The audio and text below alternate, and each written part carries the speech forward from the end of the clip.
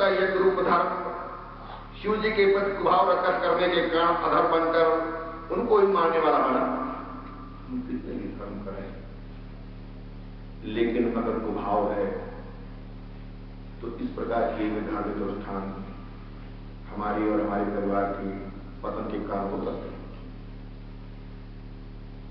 दूसरी तरफ श्री कृष्ण का असत्य भाषण रूप अधर्म भी सबके कल्याण के लिए किया गया होने के कारण धर्म बन गया। सत्कर्म करते समय भाव शुद्ध रखो, मुख्य चीज भाव।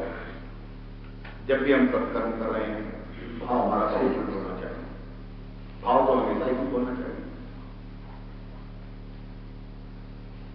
हृदय शुद्ध रखो, शुद्ध भाव रखना ही सबसे बड़ा तप है। शुद्ध भाव रखना ही सबसे बड़ा तप है। इसलिए तो सर्वेषां अविरोधेन ब्रह्म कर्म संसारे, ये मंत्र बोलकर प्रत्येक सत्कर्म का आरंभ किया जाता है। आप जब भी कोई सत्कर्म करें तो इस मंत्र का उच्चारण पहले अवश्य करें।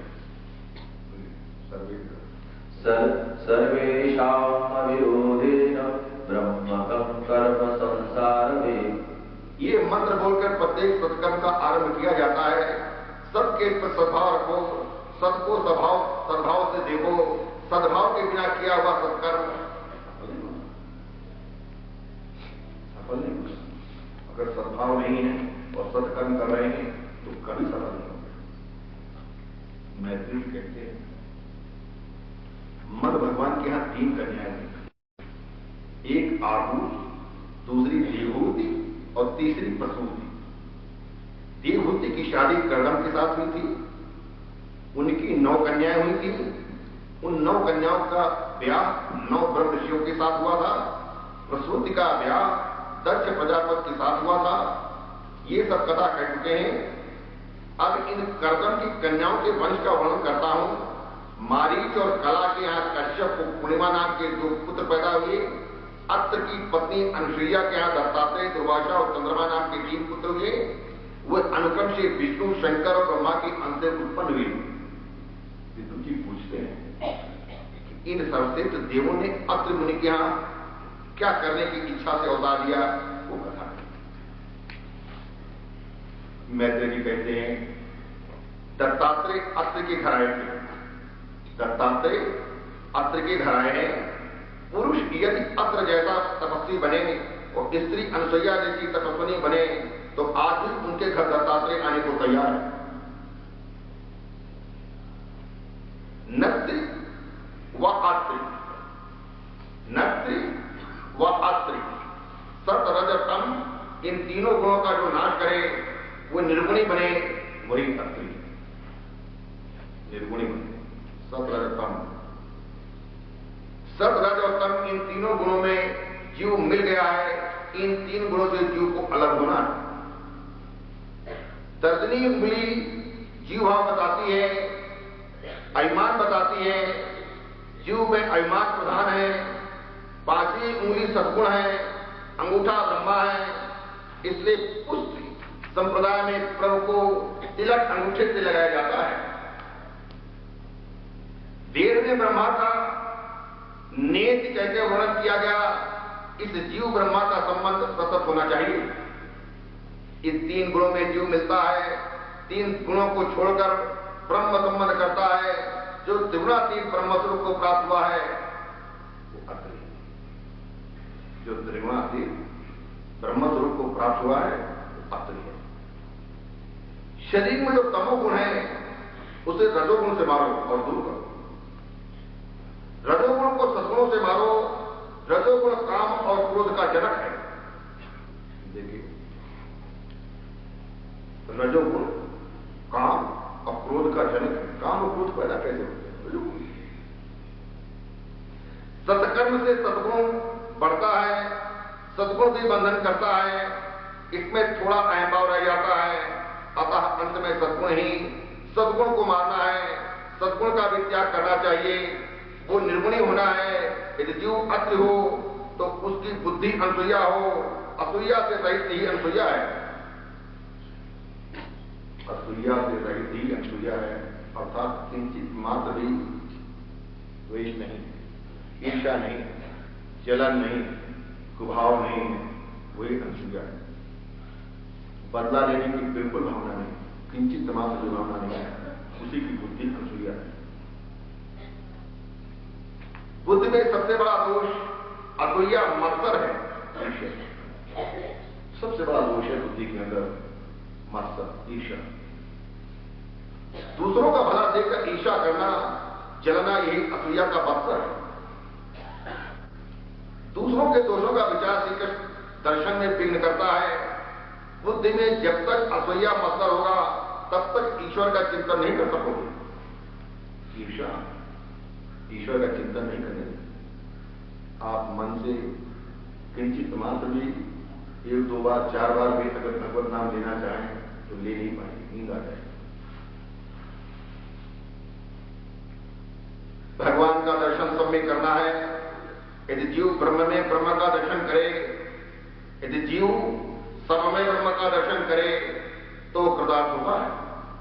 जिसकी बुद्धि असूया रहित होती है वही अति बनता है।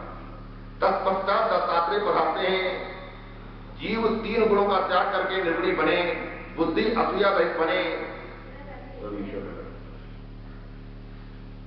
प्रभु के स्मरण से बुद्धि जागृत होती है, प्रभु के स्मरण से सद्बुद्धि जागृत होती है।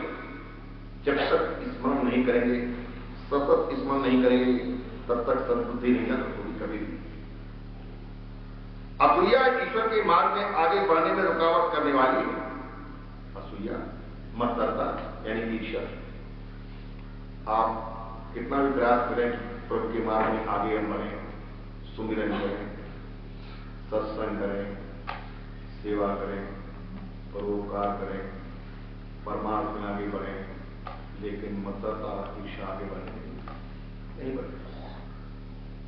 असूया ज्ञान शक्ति के मार्ग में रुकावट करती है। इसलिए किसी से असूया मत करो। जब बुद्धि असूया बनती है तब ईश्वर का चिंतन कर सकती है। ईश्वर का चिंतन वही बुद्धि कर सकती है जब असूया बनती है, ईर्ष्या समाप्त हो जाती है। जैसे जैसे आपके मन की और बुद्धि की ईर्ष्या कम होती जाएगी, वैसे वैसे आपका मन परमात्मा को सुमिरन ज्यादा करेगा। अनसूया महान पतिव्रता है। एक बार देवर्षि नारद कैलाश में आए, शंकर समाधि में थे, पार्वती पूजन कर रही थी। पार्वती जी ने नारद जी को प्रसाद दिया। नारद जी कहते हैं कि लड्डू बहुत सरस है, आज आपके हाथ का प्रसाद मिला है, पर उस अनसूया के घर के लड्डू आपके लड्डू से श्रेष्ठ हैं। पार्वती जी पूछती हैं, ये अनसूया है कौन? नारद जी कहते हैं, आप पतिव्रता हैं, मगर अनसूया महान पतिव्रता है। पार्वती के मन में ईर्ष्या उत्पन्न हुई, अनसूया मुझसे भी बढ़कर है। श्री शंकर जब समाज से जागे तो पार्वती ने बंधन किया। घर के आदमी बहुत बंधन करें तो समझ लेना चाहिए गड्ढे में उतारने की तैयारी है। सत्संग में जो बार बार हाथ जोड़ते और दंडवत करते हैं वो समझ लेना कि वो खुद तो गड्ढे में गिरेगा और गुरु महाराज को भी उछल ले जाएगा। ये उसका प्रमाण है। शंकर ने पूछा, देखो क्या बात है? पार्वती ने कहा, किसी भी प्रकार से अनसूया का पातिव्रत्य भंग हो ऐसा करो। शिव जी कहते हैं, जो दूसरों का बुरा करने की इच्छा करता है उसका ही पहले बुरा होता है। इसमें कल्याण नहीं है देवी, परंतु मेरी इच्छा है, परंतु तेरी इच्छा है तो प्रयत्न करूंगा। इस ओर नारद जी बैकुंठ में आए, लक्ष्मी जी से मिले। उन्होंने नारद जी से पूछा, आज इतने आनंद में क्यों हैं? नारद जी कहते हैं कि बैकुंठ की महिमा तो पहले थी, परंतु अब तो अनसूया के आश्रम के सिवा कहीं भी जाने की इच्छा ही नहीं होती। नारद जी सब जगह अनसूया के बारे में बता रहे हैं। ठीक है, जिसको ईर्ष्या नहीं है, जिसको जलन नहीं है, जिसको मत्सर नहीं है, संत उसी को चाहते हैं। संत किसी दूसरे को नहीं चाहते। जब तक किसी के प्रति आपके अंदर मत्सरता है, संत आपको आंख उठाकर कभी देख नहीं। कभी नहीं देखी, पहचाने भी नहीं। उसका मुख्य कारण है कि दोष आपके अंदर है, इसलिए ऐसा करें। मैं उनके आश्रम में आ रहा हूं, अतः अति आनंद में हूं। आनंद की प्राप्ति वही होगी जहां अनसुईया है, अर्थात मत्सरता बिल्कुल नहीं। आप उस व्यक्ति से मिल रहे हैं जिसके अंदर किंचित मात्र भी ईर्ष्या और जलन नहीं है, आपको आनंद की प्राप्ति हो। आप ईर्ष्या और आनंद रखने, ईर्ष्या और मत्सरता रखने वाले व्यक्ति से मिलते हैं तो आपके अंदर आनंद की प्राप्ति नहीं, अनुभूत नहीं होती। लक्ष्मी जी पूछती है कि अनसुईया है कौन? नारद जी कहते हैं वो तो महान पतिव्रता है। लक्ष्मी जी ने श्री विष्णु जी से कहा कि आप कुछ ऐसा करें जिससे अनसुईया का पातिव्रत भंग हो। पार्वती का अर्थ है बुद्धि। बुद्धि विद्या में मत्सर है। लक्ष्मी जी का अर्थ है द्रव्य। द्रव्य में ईर्ष्या अर्थात असूया रहती है। ब्रह्माणी रजोगुण है। सावित्री ने भी इसी प्रकार ब्रह्मा से विनती की। शंकर, विष्णु, ब्रह्मा तीनों देवता चित्रकूट में एक साथ मिले। असूया जी का आश्रम है चित्रकूट में। तीनों देवता असूया के आश्रम में आए, भिक्षा मांगते हुए उन्होंने कहा कि हम भिक्षा मांगते हैं, मगर आप नग्न होकर भिक्षा दें तो हम लेंगे। अनसुईया सोचती हैं कि यदि नग्न होकर भिक्षा दूंगी तो मेरा पातिव्रत भंग होगा। अगर भिक्षा नहीं दूं तो घर आंगन में आए हुए अतिथि वापस जाएंगे तो ये महापाप होगा, मुझे पाप लगेगा। प्रभु कहते हैं कि हमें नग्न होकर भिक्षा दो, अर्थात वे कहते हैं कि वैष्णव मुझे वासना रहित होकर भिक्षा दो। देखिए, नग्न होकर भिक्षा देने का माने क्या है?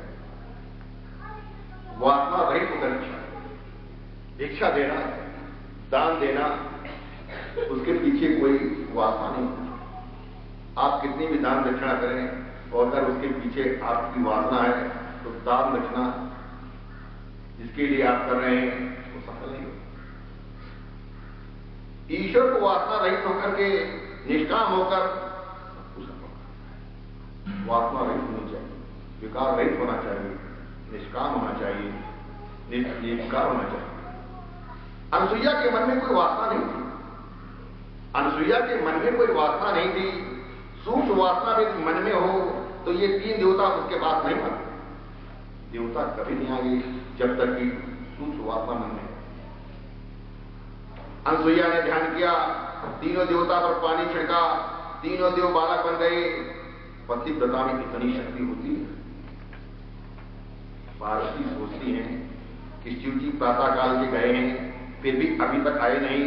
लक्ष्मी और सावित्री भी अपने अपने पतियों को खोजने निकली हैं। तीनों देवियां चित्रकूट में आई। इतने में नारद जी वहां आ पहुंचे और अनुष्ठान में बैठे। देवियों ने उनसे पूछा कि हमारे पद का कुछ समाचार जानते हो? नारद जी कहते हैं, पहले तो ये बताओ कि बड़ी कौन है, आप या अनसुईया? कौन बड़ा है? देवियां कहती है अनसुईया बड़ी है, परंतु हमारे पति हैं कहां? नारद जी ने कहा, सुना है आपके पति बालक बन गए हैं, वो अनसुईया के घर में मिले हैं। दूसरों से असूया करने वाले को शांति नहीं मिलती। दूसरों से ईर्ष्या करने वाले को शांति नहीं मिलती। देवियां डरती हैं, सोचती हैं कि हम वहां जाएं, अनसुईया यदि शाप दे दें तो नारद जी कहते हैं कि आप भले मत्सर करें, परंतु अनसुईया मत्सर नहीं करेगी। अनसुईया तो आपको सद्भाव से देखेगी, आपके प्रति सद्भाव रखेगी। देवियां आश्रम में आती हैं। अनसुईया ने देवताओं से अनेक प्रतिज्ञाएं करवाई। आज से प्रतिज्ञा करो कि पतिव्रता को कभी कष्ट नहीं हो, जगत की किसी भी स्त्री को नहीं सताओगे।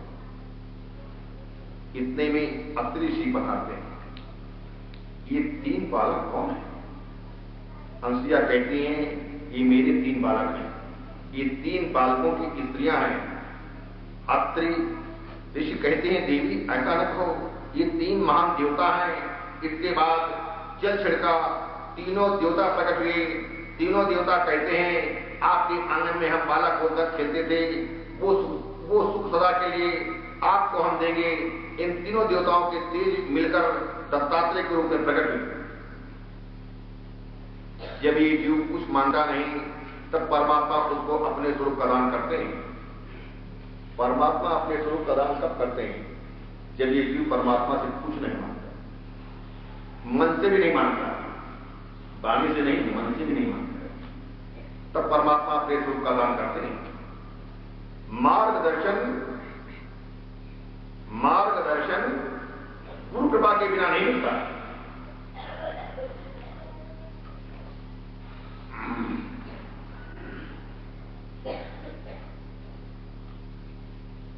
मार्गदर्शन गुरु कृपा के बिना नहीं मिलता। गुरु दत्तात्रेय मार्गदर्शन करने वाले हैं, इसलिए उनका जन्म मार्गशीर्ष मास में हुआ है। पहले अध्याय में कर्दम ऋषि कन्याओं के वंश का वर्णन किया गया। दक्ष प्रजापति और प्रसूति की यहाँ 16 कन्याएं हुई, उनमें से 13 उन्होंने धर्म को, 1 अग्नि को, 1 पितृगण को, 16वीं सती शंकर जी को दे दी। धर्म की 13 पत्नियां कही गई, उनके नाम हैं श्रद्धा, दया, मैत्री, शांति, पुष्टि, क्रिया, उन्नति, बुद्धि, मेधा, स्मृति, तितिक्षा, धति और मूर्ति। जिस किसी व्यक्ति को धर्म की प्राप्ति होगी उसके अंदर ये सद्गुण जरूर, श्रद्धा, दया, मैत्री, शांति, पुष्टि, क्रिया, उन्नति, बुद्धि, मेधा, स्मृति, तितिक्षा, धति और मूर्ति। धर्म के 13 व्याह हुए। इन 13 गुणों को जीवन में उतारने से धर्म जरूर फलता है। इन 13 गुणों के साथ व्याह करोगे तो भगवान मिलेंगे।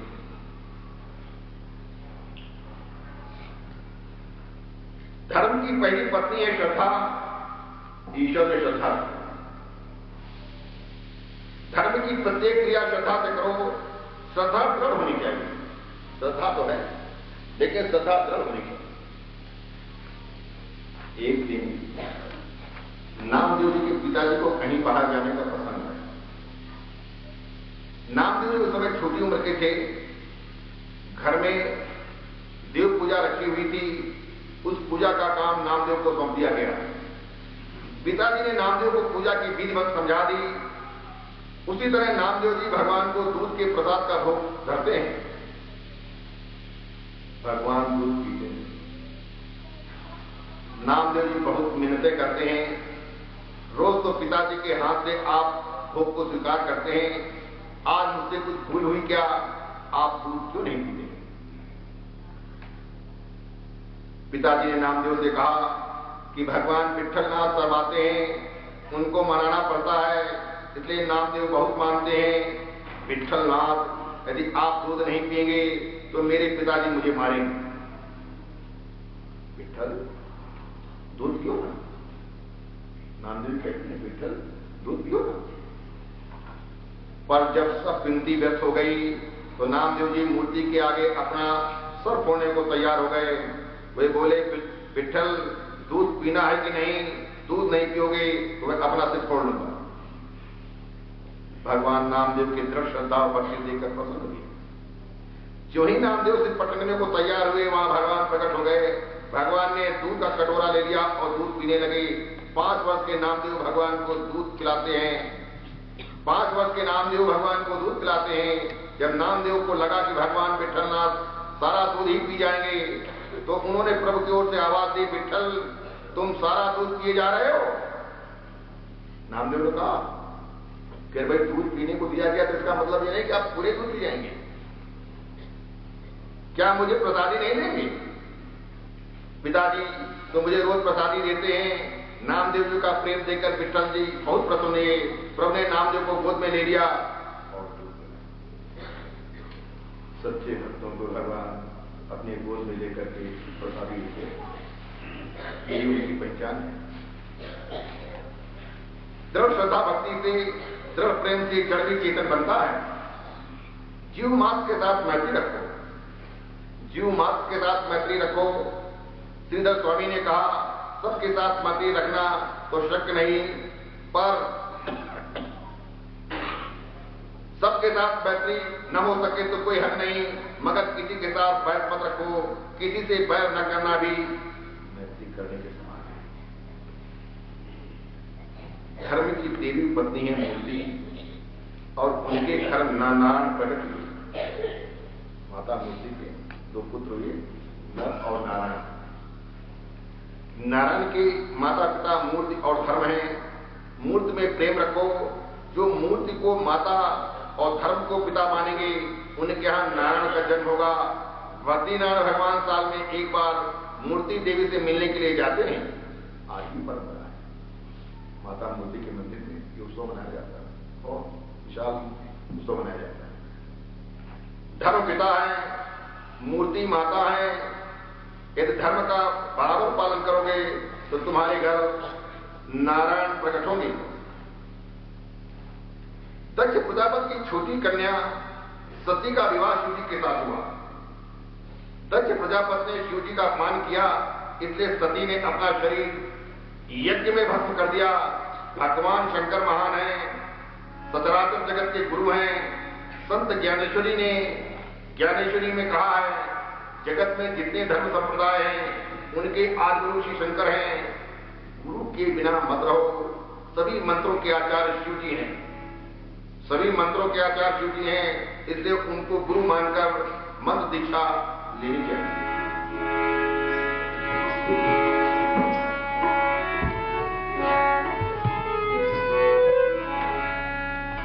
श्याम